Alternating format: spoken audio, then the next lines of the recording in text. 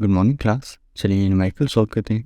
देखिए इस न्यूमेरिकल में हमें एक स्टार कनेक्शन दिया गया है और एक डेल्टा कनेक्शन दिया गया है और दोनों में सेम इम्पीडेंस लगा कर दिया हुआ है तीनों फेजेस में 20+J15। और हमें कहा गया है कि अगर इस 20+J15 को साफ फॉर्मेशन में लगाएं तो बताइए क्या लाइन करंट रहेगी और क्या थ्री फेज पावर रहेगा। और सेम इसी लोड को 20+J15 के तीन अलग अलग लोड्स को डेल्टा फॉर्मेशन में लगा दिया जाए तो क्या लाइन करंट रहेगी और क्या थ्री फेज पावर बनेगी।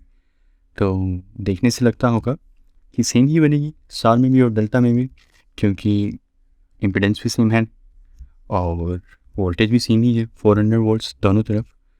तो I L equal to star की आई एल डेल्टा ही होगी और थ्री फेज स्टार के केस में और थ्री फेज डेल्टा के केस में भी सेम ही होगा। देखिए लेकिन ऐसा होता नहीं है, दोनों में 3 टाइम्स का डिफरेंस रहता है। यहाँ पे डेल्टा में जो करंट कंजप्शन होगी वो 3 टाइम्स होगी और पावर कंजप्शन भी जो होगी सेम नेटवर्क की 3 टाइम्स ज़्यादा होगी। तो ये एक इम्पॉर्टेंट रिलेशन है। ये एमसीक्यूज़ में कई बार पूछा जाता है कि स्टार कनेक्शन क्या बताइए, सेम लोड है वो डेल्टा कनेक्शन में लगा दिया जाए तो आपकी जो पावर कंजप्शन है वो कितनी हो जाएगी, √3 टाइम्स पी हो जाएगी या 3 टाइम्स पी हो जाएगी या 9 टाइम्स पी हो जाएगा। तो क्या होगा जब हम स्टार टू डेल्टा में जाएंगे।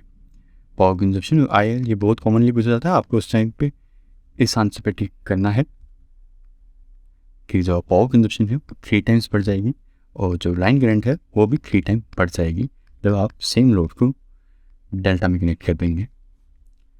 तो ऐसा क्यों होता है, क्योंकि जो फेस करंट रहेगी वो डिपेंडेंट रहती है इस फेस वोल्टेज के ऊपर। जो हमारा स्टार कनेक्शन है उसमें फेस वोल्टेज जो है वो 400 डिवाइडेड बाय √3 टाइम्स है। तो जो यहाँ पे फेस करंट बनेगी तो वो 231 वोल्ट के हिसाब से बनेगी और यहाँ पे जो फेस करंट बनेगी वो 231 नहीं 400 वोल्ट्स की वजह से बनेगी, जिसकी वजह से जो करंट ड्रॉन है फेस करंट वो भी ज़्यादा होगी और इसीलिए जो पावर कंजप्शन बनेगा डेल्टा का वो भी ज़्यादा होगा। इस सेक्शन में बस यही था मैंने बताना आपको कि ये एक एमसीक्यू है, इसका ध्यान रखिएगा। और इसके बीच में ये करंट्स आई एल क्या आएगी और थ्री फेज पावर क्या आएगी, ये आपका होमवर्क है, ये आप खुद से निकालिए। मैं इसका आपको आंसर दिखा देता हूँ। तो जब आप कैलकुलेट करेंगे तो ये रहे आपके आंसर जो आपको मिलेंगे और आप यहाँ पे देख सकेंगे कि इन दोनों में 3 टाइम्स का रिलेशन है, पावर कंजप्शन में भी और लाइन करंट में भी। याद रखिएगा लाइन करंट में फेस करंट में ऐसा रिलेशन नहीं है, लाइन करंट के लिए ये रिलेशन है 3 टाइम्स का स्टार टू डेल्टा। वही एमसीक्यूज़ में कॉमनली पूछा जाता है और यही एक खासियत कि लाइन में आपकी वोल्टेज 400 वोल्ट्स है और लेकिन जो आपको पर फेस वोल्टेज मिल रही है वो 231 है, जिसकी वजह से फेस करंट ड्रॉन कम आ रहा है। यही एक पॉइंट स्टार कनेक्शन का हम ट्रांसमिशन लाइन में भी यूज़ करते हैं डिस्ट्रीब्यूशन के टाइम पे।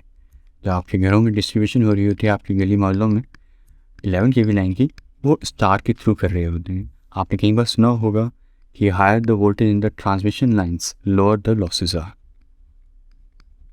तो ये एक बात एकदम सच है, बिल्कुल सही है। इसलिए हम हायर वोल्टेज जितनी हो सके उसके ऊपर ट्रांसमिशन करते हैं ताकि जो हमारे लॉसेस हैं वो कम से कम हों। ये एकदम सही है, इसमें कोई एक्सेप्शन नहीं है। ये बात आपने कई बार अपनी कॉलेज की क्लास में भी सुनी होगी। तो यहाँ पे क्या था, higher the voltage low will be the losses in the transmission line. तो स्टार कनेक्शन में हमें ये फ़ायदा मिलता है। हमारे यहाँ पे लाइन वोल्टेज है 400 वोल्ट्स, तो जिसकी वजह से ट्रांसमिशन लॉसेज लोअर होंगे और जो हमें घरों में वोल्टेज देनी है 231 वो हम पर्टिकुलरली फेज़ में दे रहे हैं। तो मतलब हमारी जो मेन रिक्वायरमेंट है कि फेज़ में 231 वोल्टेज दें, हम वो भी दे रहे हैं।